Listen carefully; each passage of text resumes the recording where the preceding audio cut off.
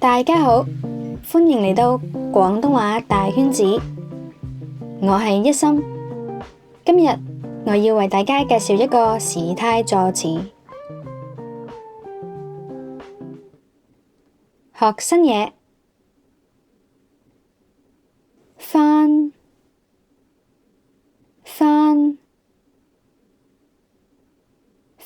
係用嚟表示一個重複再次發生嘅動作，亦都有還原嘅意思。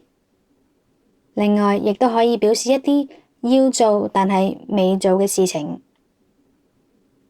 而返嘅用法就係再加動詞，再加返。大家要留意呢個再字並唔係必須要加。我哋一齊睇下一啲例子。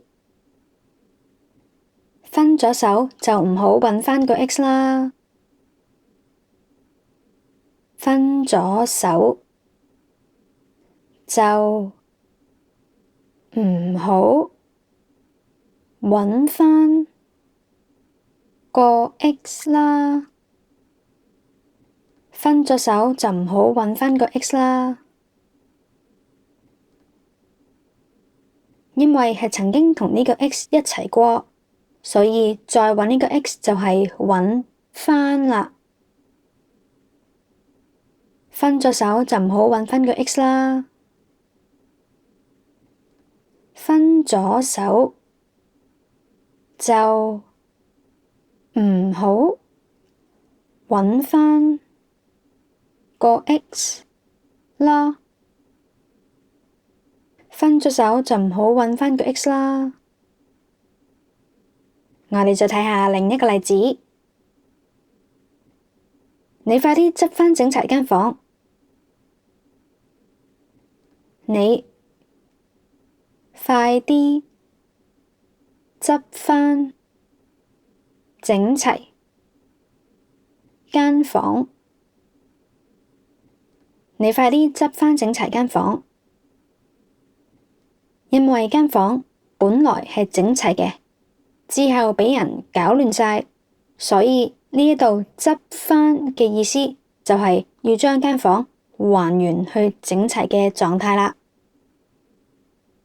你快啲執返整齊間房。你快啲執返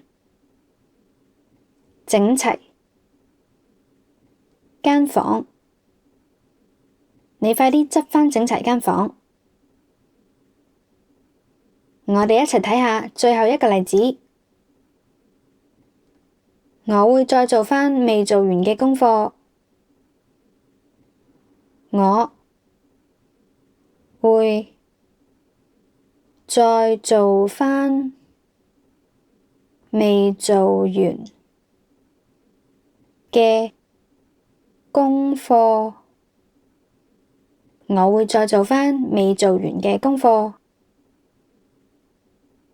因為呢啲功課係應該已經完成，但係我哋未做，所以就係再做返啦。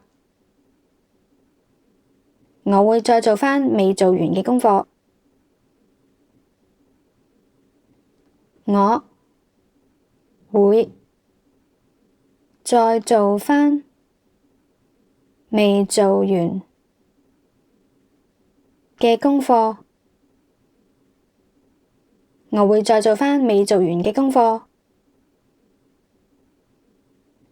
好，咁大家就練習下啦。都係嗰句，廣東話係我母語，但係如果有任何錯漏，歡迎留言話畀我知。好，係咁多，食飯先。